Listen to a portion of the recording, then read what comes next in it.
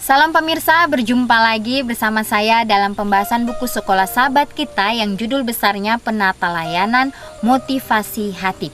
Bagaimana pelajaran yang sangat indah pada saat ini sehingga dapat menguatkan masing-masing kita yang hidup di akhir zaman ini untuk tetap memfokuskan pandangan kita hanya kepada Tuhan yang adalah satu-satunya penolong kita. Bagaimana mengajarkan kita untuk mempunyai kasih yang tidak putus-putusnya akan diberikan untuk kita.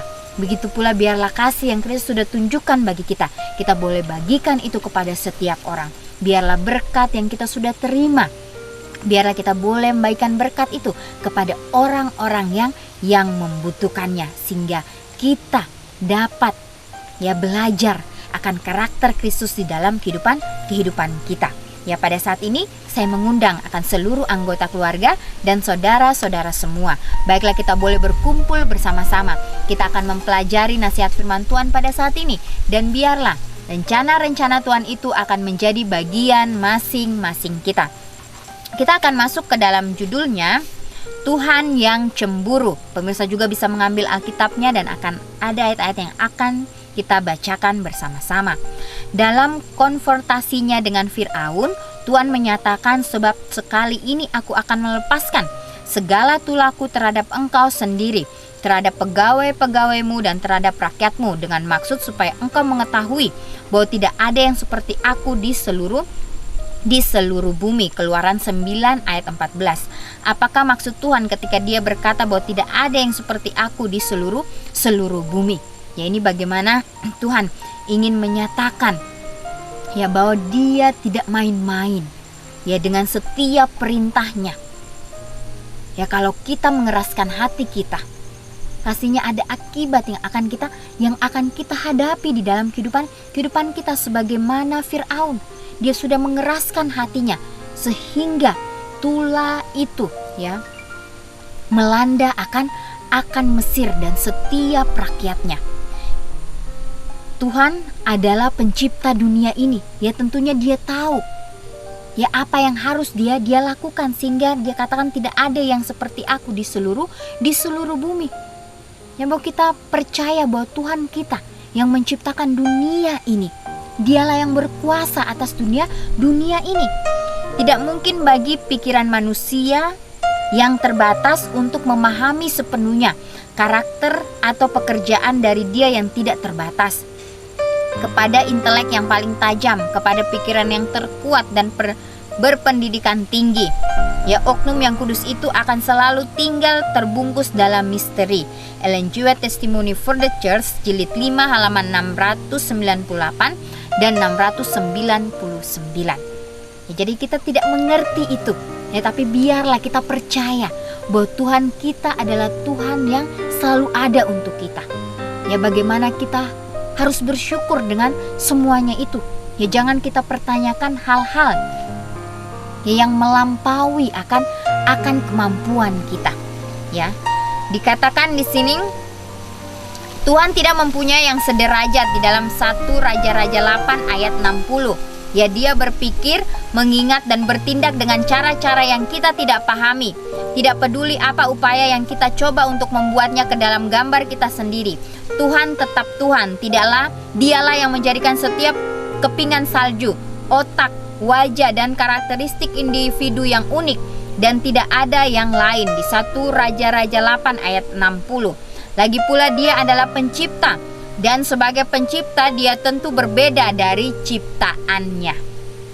Jadi inilah bagaimana Tuhan kita yang menginginkan kita supaya kita tetap setia kepadanya, supaya kita tetap boleh bersandar mengandalkan Dia di dalam kehidupan kita. Kalau kita sudah berpaling daripadanya, kita ingat bahwa Dia adalah Tuhan yang cemburu. Bagaimana Dia tidak mau melihat umatnya ini binasa. Tetapi Dia ingin supaya semuanya ini selamat. Bukan berarti dalam cemburu dalam sisi yang negatif, tapi ini positif. Inilah yang harus kita pahami di dalam kehidupan kita. Biarlah kita menyembah Tuhan yang benar. Apakah yang ayat-ayat ini beritahukan kepada kita tentang betapa berbedanya Tuhan dari ciptaannya? kita bisa baca di 1 Samuel 2 ayat 2. 1 Samuel 2 ayatnya yang kedua. Kita bisa buka bersama-sama di 1 Samuel 2 ayat 2. Di sini dikatakan, tidak ada yang kudus seperti Tuhan, sebab tidak ada yang lain kecuali Engkau, dan tidak ada gunung batu seperti Tuhan kita.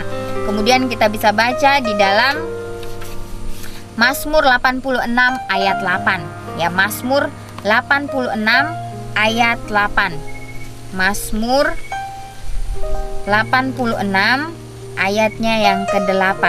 Ya, apakah yang dikatakan di sini tentang Tuhan sendiri, ya. Mazmur 86 ayatnya yang ke-8. Tidak ada seperti Engkau di antara para Allah, ya Tuhan, dan tidak ada seperti apa yang kau buat. Ya, jadi ini ya sudah jelas bagi masing-masing kita, ya, bagaimana kita harus mengandalkan Dia dengan sepenuh hati kita. Ya, bagaimana kita harus terus ya percaya ya bahwa Tuhan itu selalu ada untuk kita. Kemudian kita baca di dalam Yesaya 55 ayat 8 dan 9. Yesaya 55 ayat 8 dan 9. Yesaya 55 ayat 8 dan 9. Apakah yang dikatakan di sini? Kita akan mengenal ya bagaimana karakter Tuhan di dalam kehidupan kita. Yesaya 55 ayat 8 dan yang ke-9. Kita bisa buka bersama-sama. Ayatnya yang ke-8 di sini dikatakan, sebab rancanganku bukanlah rancanganmu, ya, dan jalanmu bukanlah jalanku.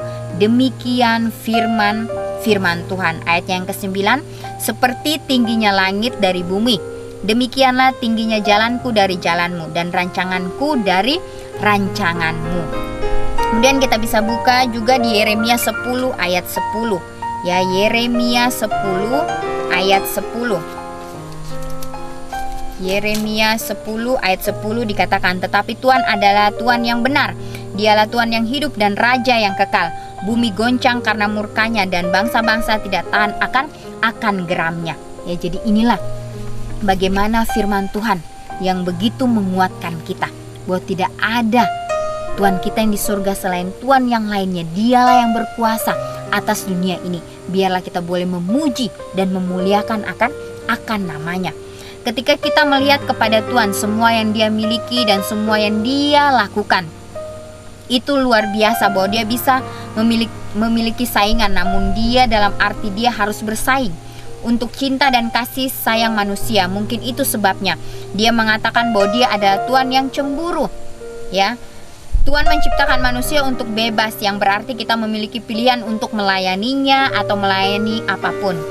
Itu telah menjadi dalam banyak hal. Masalah utama manusia memilih untuk melayani Allah yang lain, terlepas dari bentuk apa mereka muncul sebagai lawan kepada melayani satu-satunya Tuhan yang layak dilayani. Ya, oknum yang menciptakan dan memiliki semua alam semesta. Itu sebabnya maka sesungguhnya Dia adalah Tuhan yang cemburu. Ya, apakah jika ada dalam hidup kita bersaing dengan Tuhan untuk kasih sayang kita? Ya, jadi sangat jelas sekali nasihat firman Tuhan, bahwa kita harus menyembah Tuhan kita yang benar, yaitu Tuhan kita yang di surga. Ya, bagaimana semua yang Dia miliki dan semua yang Dia lakukan itu luar biasa. Ya, bahwa Dia bisa melakukan segala sesuatunya sesuai dengan kehendaknya.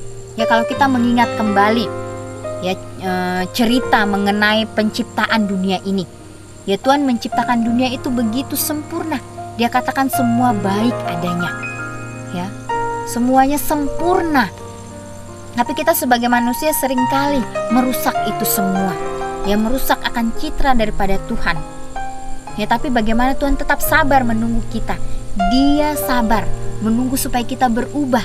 Dia sabar menunggu kita supaya kita ya jangan menyia-nyiakan waktu yang Dia berikan untuk kita. Ya, biarlah kita boleh tetap fokus. Kita memandang hanya kepada Dia saja. Kalau kita mengingat kembali, ya pada saat Yesus berada di dunia ini, ya dia turun ke dunia ini sebagai manusia. Ya Yesus hidup di tengah-tengah orang-orang yang penuh dengan dosa. Tapi bagaimana Yesus tetap menjaga hati dan pikirannya tetap suci. Ya kalau dia merasa bahwa dia tidak sanggup lagi untuk menanggung akan setiap beban daripada semua dosa umat manusia, Yesus sering pergi ke tempat yang sunyi. Dia berdoa kepada Bapaknya di surga. Dia meminta kekuatan, dia meminta kemampuan sehingga Bapaknya memberikan itu, sehingga Yesus sampai kepada penyaliban. Ya di penyaliban itu Yesus tetap bertahan, dia tetap tidak berbuat dosa. Bagaimana Yesus mengasihi kita dengan kasih-Nya yang luar biasa. Biarlah kita terus mengandalkan Dia di dalam kehidupan kita, karena kita manusia yang hidup di akhir zaman ini. Banyak tantangan yang akan kita hadapi, ya karena setan tidak akan tinggal diam.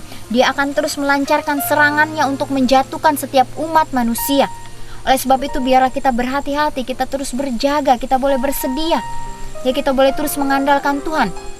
Ya karena kuasa Tuhan itu lebih berkuasa daripada kuasa apapun yang ada di dunia ini. Ya apapun yang terjadi, ya kita terus andalkan Tuhan kita. Jangan pernah kita ragu-ragu untuk datang kepadanya. Kita boleh serahkan kehidupan kita sepenuhnya hanya kepada Tuhan, karena inilah janji. Ya janji dari firman Tuhan, karena Tuhan akan selalu menolong kita. Dia akan selalu memberikan kita kesanggupan untuk melewati akan setiap tantangan demi tantangan. Ya begitu luar biasa nasihat firman Tuhan pada saat ini. Ya bagaimana Tuhan kita ya adalah Tuhan yang mengerti akan setiap kebutuhan kita. Ya janganlah pernah kita mengandalkan diri kita, karena kita akan lekas jatuh. Biarlah hari ini kita boleh mengambil komitmen kita masing-masing untuk berjalan bersama-sama dengan Tuhan. Biarlah dimanapun kita berada, kita boleh menjadi berkat. Biarlah kita boleh membawakan damai dari surga itu kepada setiap orang.